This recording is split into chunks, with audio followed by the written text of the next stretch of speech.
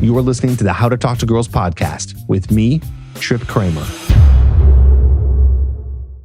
Hello and welcome back to another episode of the How to Talk to Girls podcast. We got an awesome interview today with Aaron Marino. Maybe you've heard of him. If you have, then you know that he is a big-time YouTuber, and I've known him for quite some time, and I've seen him just grow to extreme lengths because his videos are awesome and very popular. He talks about grooming, he talks about style, he talks about fashion, he talks about accessories, all this stuff. He's got a ton of different brands that he has created to help with grooming and fashion and style. It's pretty amazing. He's pretty amazing. And on today's episode, we're going over the full head-to-toe guide for style. So what we're going to be going over is everything from, like I said, head to toe, all the different things that you can wear on your body. And then we're also going to be going into grooming and all of his best tips. The guy's been doing this for, I think, about a decade or more at this point. He put out one of his first YouTube videos on grooming in, 2008, 2009, a long time ago. So I asked him here on this episode, just what are some of the biggest things, the most important things that you've seen that have worked? And we're going to be mentioning a lot of brands on this episode. I just want to let you know that none of this is sponsored. So this is real advice and real things that we really believe in and use. You know, we talk a little bit about some of his brands, but we talk a lot about brands that we both use. So all real, no sponsorship. I would always tell you if there is some sort of sponsorship. But even if I ever do a sponsorship, I still will always believe in the product. So you're going to hear a lot of brands and stuff and write it down because this is going to be stuff that's going to help you all the way from cheap brands to expensive brands and everything in between. This is a really cool episode and this is going to help you. Why do you want to learn this?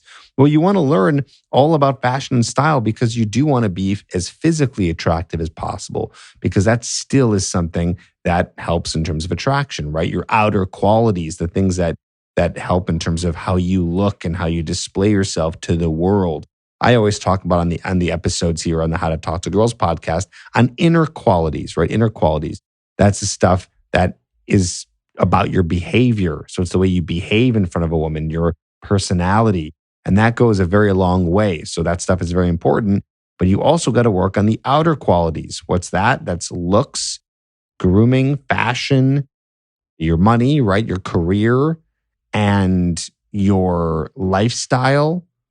These are your outer qualities. So that's the stuff you also always want to be working on because all of it together really helps in being more attractive. And so I'm not this big fashion guru, as you're going to hear here on the episode. I talk a little bit about some fashion things and style and things that I know and things that I do personally, but I don't talk a lot about this. So that's why I had to have one of the best guys right now in terms of fashion, grooming, and everything to talk to you about that today and go over this stuff. So you're really going to like it. Again, take some notes. And if you want to get some help with your inner qualities, right? So today we're talking about the outer qualities, but if you want inner qualities help with being more charismatic, with understanding how to talk to girls, right? How to actually communicate with them in a way that gets them attracted to you, then I highly suggest that you check out the coaching program where you and I work one-on-one every week through texting, through phone calls, to get you to the point where you are attracting women in your town and not settling. I always tell guys that I get on the phone with who are interested in coaching, this is about not settling. It's about finding someone that is beautiful, that is awesome, that's going to be your perfect 10. And you can do that by going to coachedbytrip.com. That's the URL that takes you to an application page where you can then fill out the form and then I'll read every single word. I read every application that comes through, every single one, and I'll read yours. And if I see you're a good fit and you're over 18, you and I will hop on a phone call and we will talk about coaching. So go to coachedbytrip.com if you want to help with some of those inner qualities. Well, here's my interview now with Aaron Marino on the outer qualities: looks, fashion, grooming. Here it is.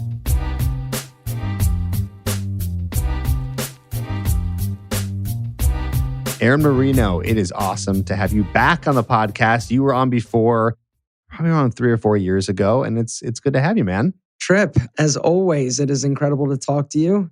We go way back, and so it's really cool really cool just to connect. And I actually got to meet you in Chicago a few years ago, in person because you sort of that's one of the cool things about the way that we do this is everybody's online and you sort of develop almost like a relationship with somebody even though you've never actually met them or shook their hand. And so getting to actually meet you in person was pretty surreal, and I think I kind of like fanboyed out a little bit. Oh, well, dude, I mean, listen, I've known you for so long and same here. And I have to say too, what's funny is that I I still use like the Tiege Hanley products. Like I remember I promoted your stuff and I have before. And so like you just always come up in my mind all the time because I actually use the stuff.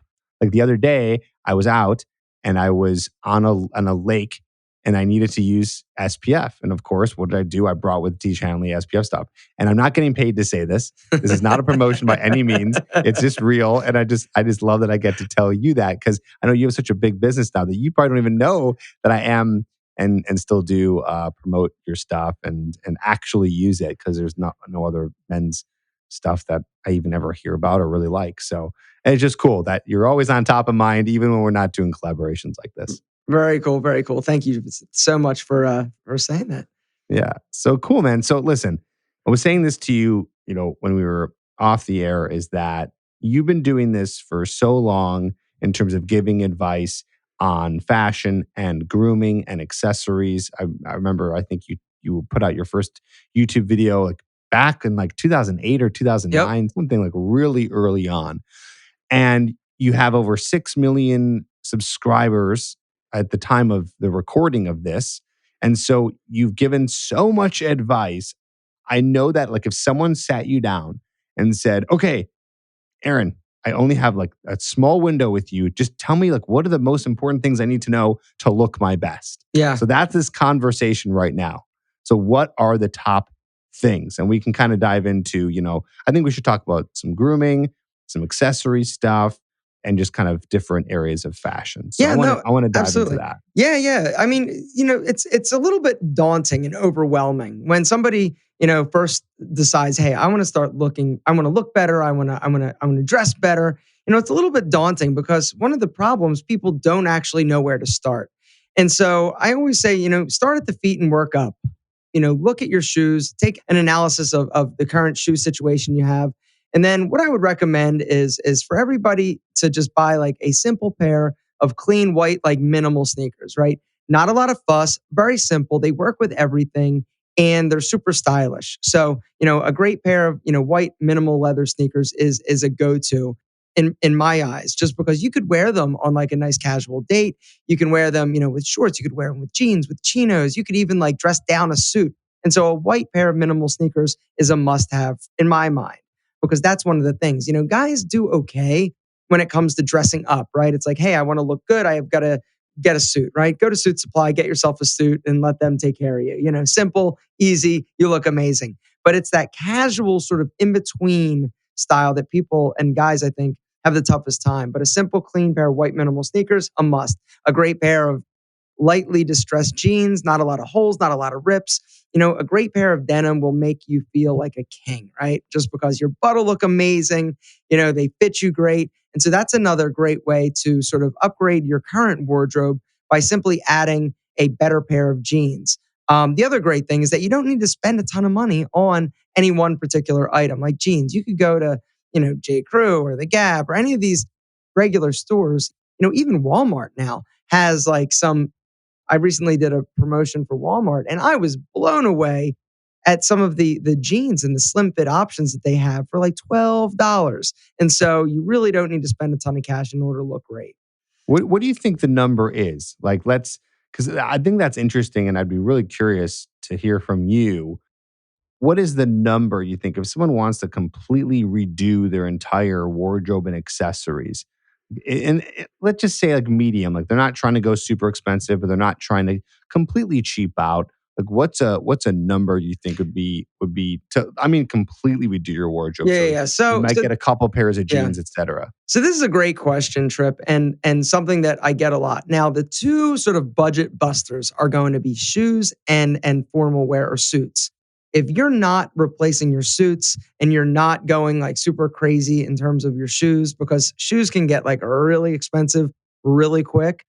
I would say for $1,500, you could do some serious damage and really get the foundation and the core to an amazing wardrobe.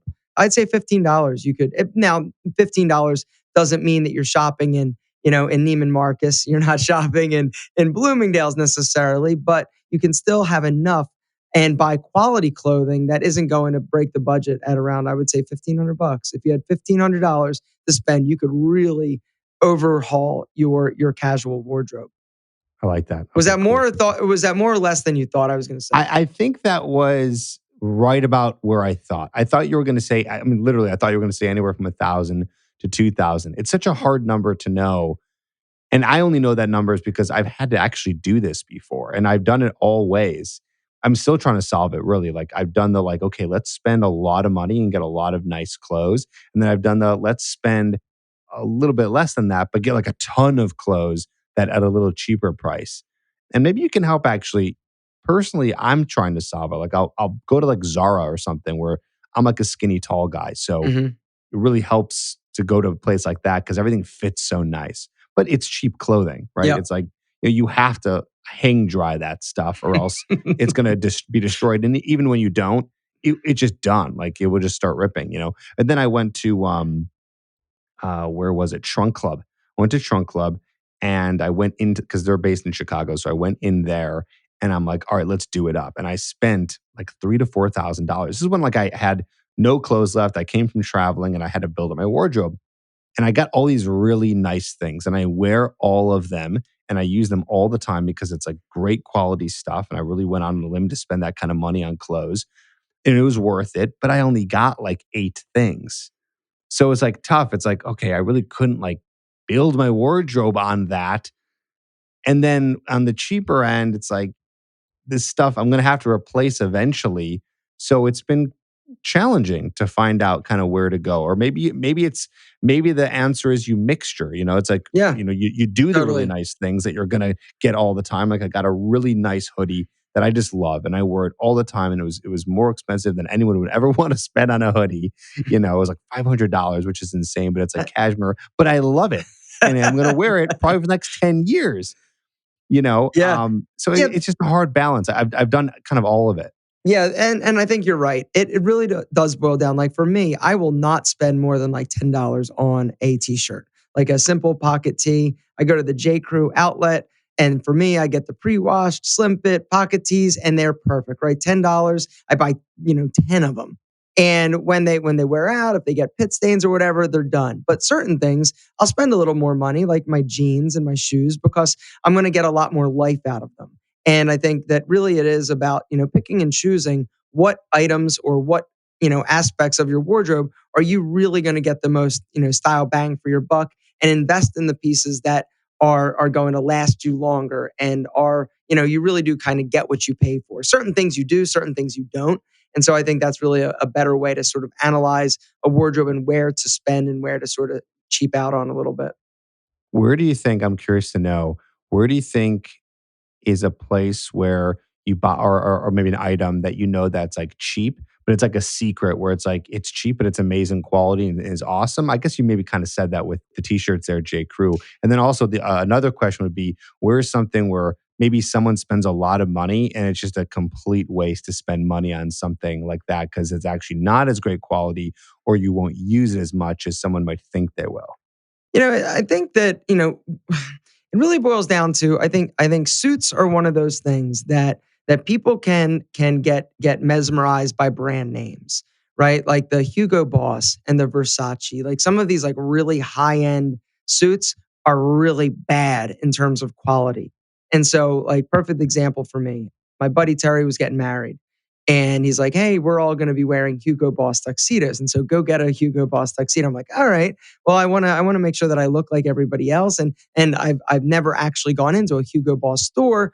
Let me go and get this tuxedo." The tuxedo ended up costing me around, I think it was like $1,400. I had to go in for like 3 different fittings and even at the end of the day, it didn't fit me well. I went into Suit Supply, which honestly, for you guys out there, I'm not getting paid to say this. That is probably, in my opinion, one of the greatest men's stores ever because you really get a super premium quality at an incredible price. Now, it's not cheap, right? You're not going to, you're going to get a suit for $500, $600, but it is so much better in terms of quality than you're going to find in like a Hugo Boss or any of the department stores, even, places like Xenia and stuff like that. I honestly feel like Suit Supply stacks up to any premium brand and a lot of times beats them. And this is not just for formal wear or suits, it's also for casual because they've got a lot of incredible clothes. Perfect example is the white minimal sneaker that I'm talking about, right?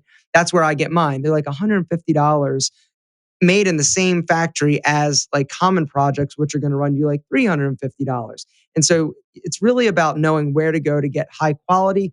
They're not going to basically bend you over and try and rape you on price just because of a brand name. Which begs the next question of where do brand names matter and where don't they matter? I really do think that brand names, see, this is a tough question because it's not necessarily about the brand or the name. It is about, what they're bringing to the table. So if here's a perfect example.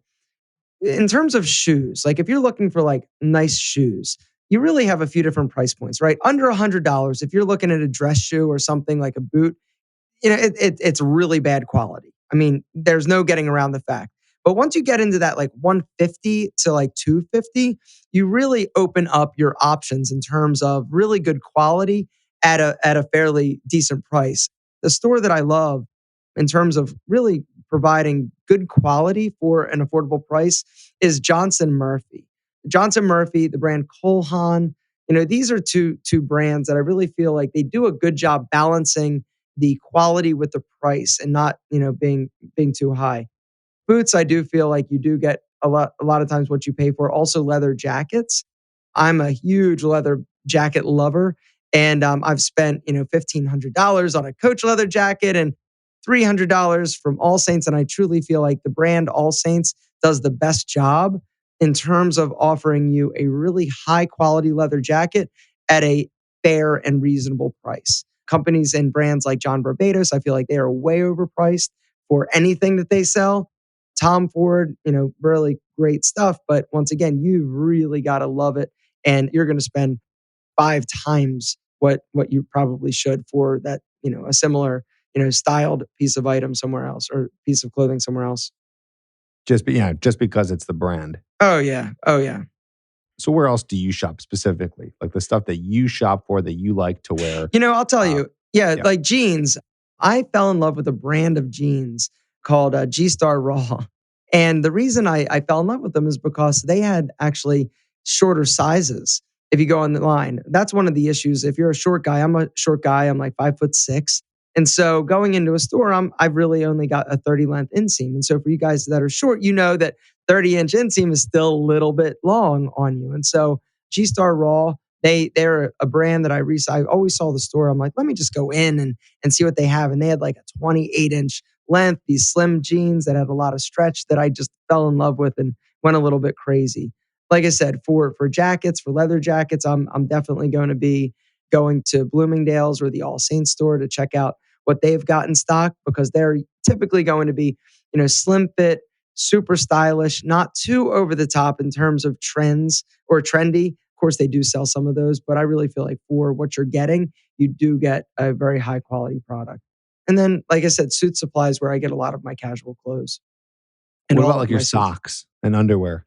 No, Socks I'm and serious. socks and underwear.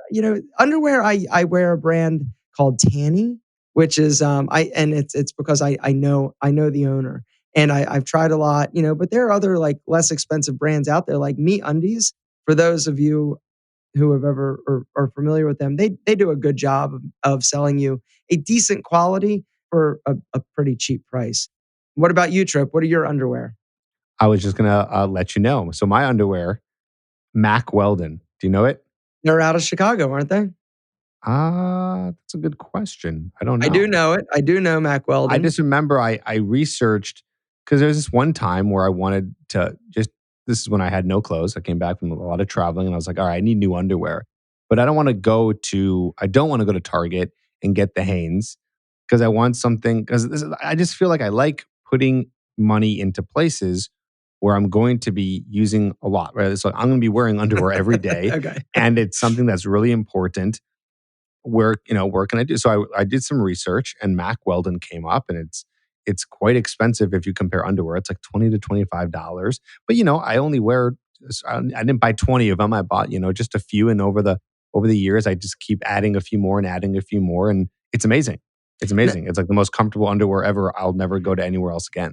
Yeah, no, underwear is one of those things where a lot of guys, until you actually try high quality underwear that are made out of an Life incredible changing. fabric. Yeah, there's a reason why, women spend the money on, lingerie and undergarments, because there is a huge difference when you slip those bad boys on.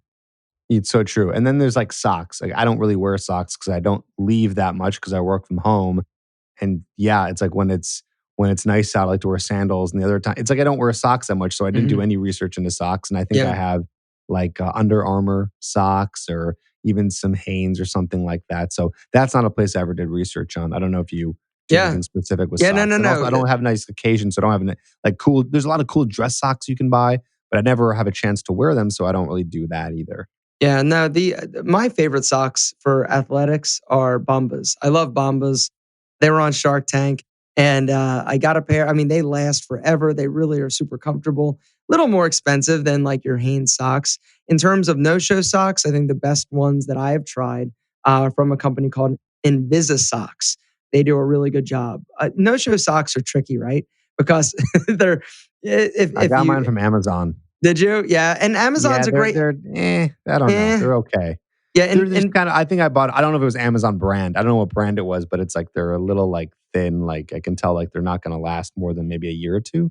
yeah, Invisa socks, they're a great high quality product. And the thing that I love about them, they do come in a lot of different colors. And so you can match your skin tone or the inside of your shoe. Because that's one of the things that drives me crazy as a personal style pet peeve is when you look down at somebody's feet, he's wearing white sneakers and he's got these like bright white no-show socks that are actually showing. A good rule of thumb, gentlemen, is match your skin tone as close as possible. And that also goes for your undershirts. If you're going to be wearing like a white dress shirt over top, match your skin tone. One of the common misconceptions is that if you don't want your undershirt to show, you match your shirt. Well, white, it actually shows through. And so you want to match your skin tone. But yeah, those Whoa, no that's a really good tip. I never yeah. thought about Oh that. yeah. So go, like instead of a white undershirt, go with a nude undershirt or a tan undershirt or even like a gray undershirt. A light gray undershirt will be less visible than a white undershirt because you see the contrast, the high contrast from the short sleeve in your arm. And so, yeah, that's why I get paid the big bucks, Trip. I'm kidding. I'm- Nobody pays me for that stuff anymore. I love it. I'm on Invisisocks website. They have gray, black, white, beige, and brown. So I'm like, I guess I have olive skin color. So you're saying I'd get beige? Yep. Yep. Yep. I And it's never going to thought look a about that. lot better. I thought you Um, just match it with the like. I have these white shoes that I got, and then I have the white. Like I from Amazon, I got the white in invisible socks. You're saying no, like don't wear those anymore with the white shoes. I would probably. It depends. Well, here's the other caveat to this. It depends. Sorry to throw too much info out at you guys. No, no, this is great. The inside of your white sneakers. What color is that? Is it tan? Is it a leather? Or is Inside it the white? Yeah. sneaker, it's all white. It's like a cloth white. Okay. Then white would probably work. You just want to make sure that you don't have a high contrast between the shoe, the inside of the shoe, and the sock, because that's what you're going to end up seeing. And then the thing that I Okay. love about the Invisa socks is that they really do a good job of protecting your foot, but still at the same time being low enough that it doesn't look like you're wearing ankle socks. Okay, cool. Nice. So, okay, so we covered socks and underwear and pants and jeans and suits a little bit. Let's talk about accessories. Yeah, I man. know that you just came out with a new line of accessory and Yeah. enemy shades, right? Yeah, man. Yeah. I started a Cool. sunglass company based out of, well, the inspiration was out of Chicago. There's whenever I come to Chicago, T. Shanley is based out of Chicago. I go for a run. I stay at this great hotel called the Thompson right there near Gibson's, and it's right Yep. near all these really, really high end stores. Well, my buddy Zach owns a sunglass store and actually a glass store called Glasses Limited. And he's got two locations, and one is right there on East Oak Street. And so, or maybe it's just Oak Street. Anyway, so I was walking back from the run. I always go and I run by the lake. And I'm walking by his store and I see in the window it says good is the enemy of great. And I just love that saying. I saw that word enemy and I'm like, man, that would make a really cool sunglass company. And so I am a huge sunglass fanatic. And so I wanted to see if I could figure it out. And so, yeah, started a sunglass company. We just celebrated our 1 year anniversary and things are good. That's awesome. That's awesome. So, if you had to give one tip on sunglasses in terms of what's cool or fit, etc., do you have anything for that? Yeah, I think that the classic Wayfarer or Clubmaster style, where it's a little bit more squared off at the top with a rounded bottom, those really look great on everybody. It doesn't matter your face shape. It doesn't matter, your complexion. It's really about a perfect, sort of style of glass for complementing a wide variety of face shapes. The Clubmaster, if you think like Jack Nicholson, right? I think, or was that did he wear Clubmasters? Anyway, I just totally butchered my I'm looking example. I'm looking up Clubmaster sunglasses Yeah, now. Clubmasters Oh, I are see. It's like the thick frame on top, and then top, it's like a thinner wire frame on the below. Yep. bottom. And then Yeah, the wire Ray below. Ban. Yep. The Wayfarer design is also going to be pretty amazing and universally stylish. And typically, what you're going to find is that most sunglass companies, they're going to make their version of a Clubmaster, a Wayfarer, and then some type of aviator. And the circle glasses, I think they're a little bit trendy. And they definitely do not work if you've got a fuller face or chubbier cheeks. They're going to make you, so it's going to sort of highlight the fact that you do have a little bit rounder face and possibly a weak jaw. And so you definitely want to do something that's a little bit more angular, a little bit more structured. But yeah, sunglasses are the number one accessory. Number one accessory that just make you feel cool, they make you look good, and they're also functional and help protect your eyes from all those nasty sun rays. I love it. Okay, cool. What do you think about men in jewelry? Because I've gone back and forth on this for a while. What do you think about men in jewelry? And I guess let's include watches in there as well. You got to include watches. Okay, so I personally think that that a watch is a must-have accessory for guys. A watch is more than just a functional piece of jewelry, right? Where it tells the time. Everybody's got their cell phone, so everybody knows their time. But a watch lets everybody else know sort of that you are responsible, that you're reliable, or at least that's the subliminal message that it actually sends. The other cool thing is that there's so many amazingly cool watches out there that it really allows you to sort of express your individual style and just, rock whatever you love. So yes, I think a watch is a must-have for most dudes. And like I said, even like a cool like Casio watch that you could get at Walmart. I mean, for like $15. Like there are super affordable watches out there that are cool. Timex Weekenders, a go-to of mine. There are just so many incredible watches out there that it's a shame to have to only wear one in a day. But Do you ever get into the more high end stuff I like yeah. Rolex or any of Mhm. that? Do you ever Yeah. dabble in that? Yeah. I nibble. I nibble a little too much on that. Apparently, that's like my thing. Watches are a love of mine, and so yeah, I think that when you're wearing thousands of dollars on your wrist, it speaks for itself, and it makes you feel comfortable and confident in pretty much any room. To be honest, and I think that's one of the things that I love so much about some of these nicer, more luxurious watches that are out there. Nice. Okay, cool. Very What cool. about you, Trip? Do you wear a watch? I do. I have a Rolex. I got that. It was a present to myself when I got my tax return a few years ago. And I have a friend who I should probably have him on the show now that I'm thinking about it. I have a friend who deals in high end watches, so he gets people really good deals on it. And it's a used Rolex. I think it's from '98 or '97 or 2001, somewhere around there.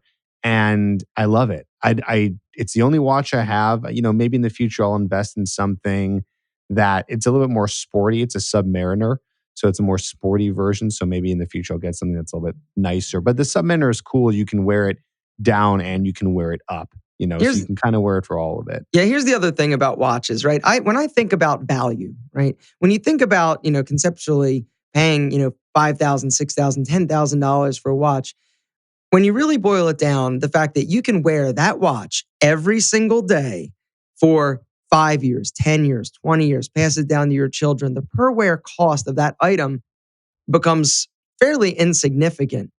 as opposed to a suit that you only wear once a year that costs $700 that you wear, 5 years and then you outgrew it because you stop working out. And so that's one of the ways that I personally can justify sort of a nice piece of jewelry like that is it's a per wear cost. I'm going to wear this. I'm going to love this. Every time I look down at my wrist, I get a little boost of confidence. I feel good about myself, and it's just something that is pretty cool in my opinion.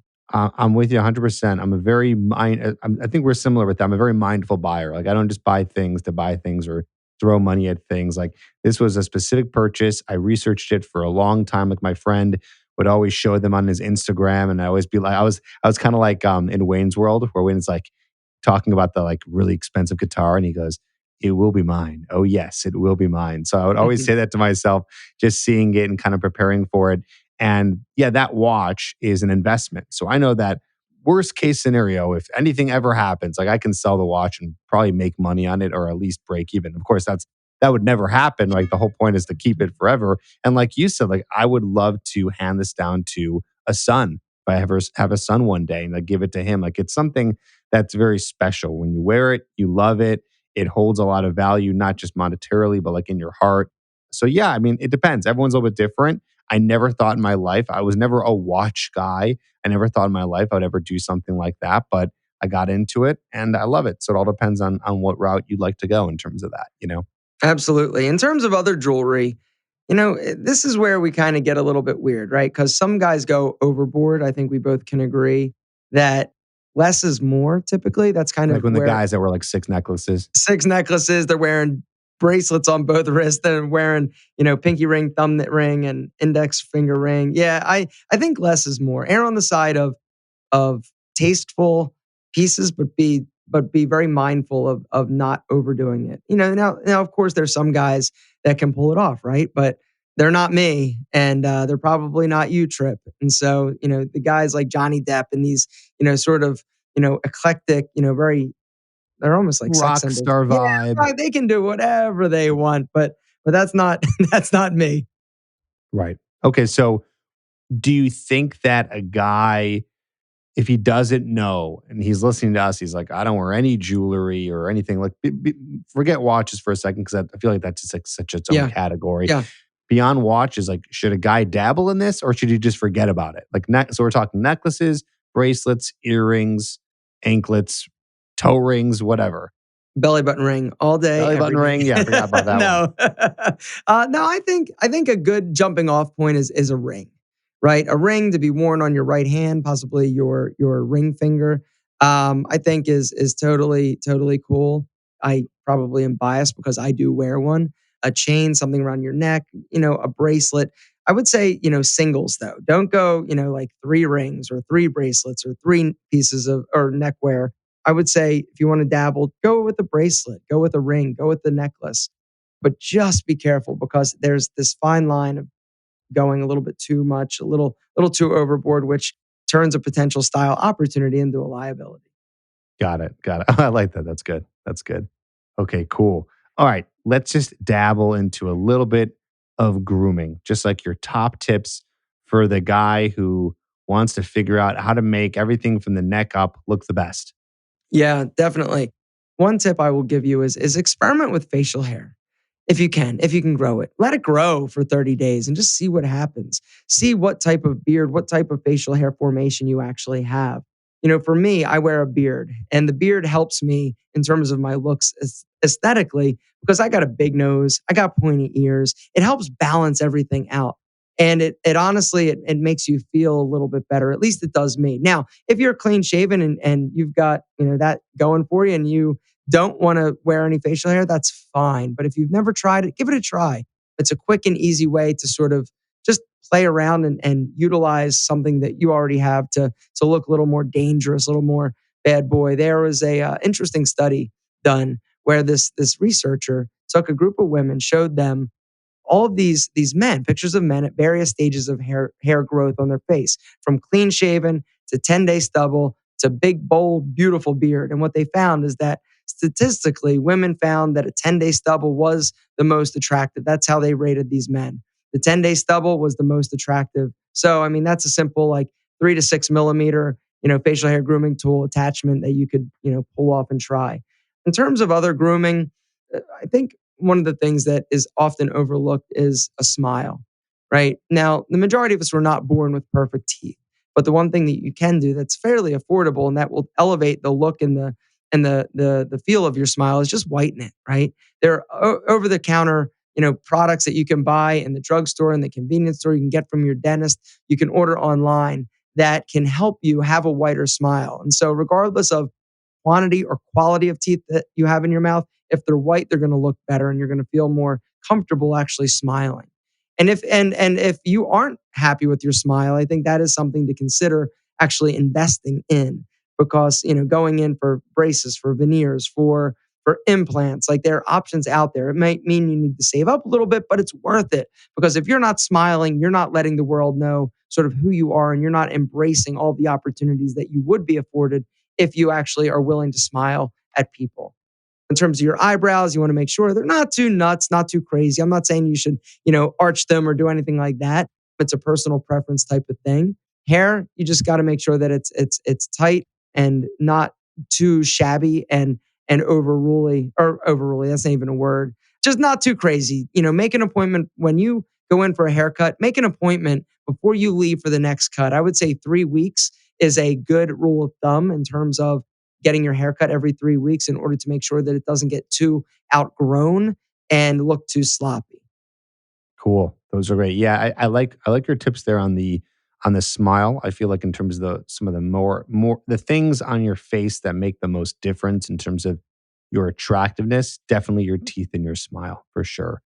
Okay, so let's talk about that one guy who can't grow hair on his head and or can't really grow that facial hair. It's patchy. What Yep. does that guy do? What does he do? He gets a really cool pair of glasses or frames if he wants to add detail and dimension to his face. Glasses are an amazing accessory.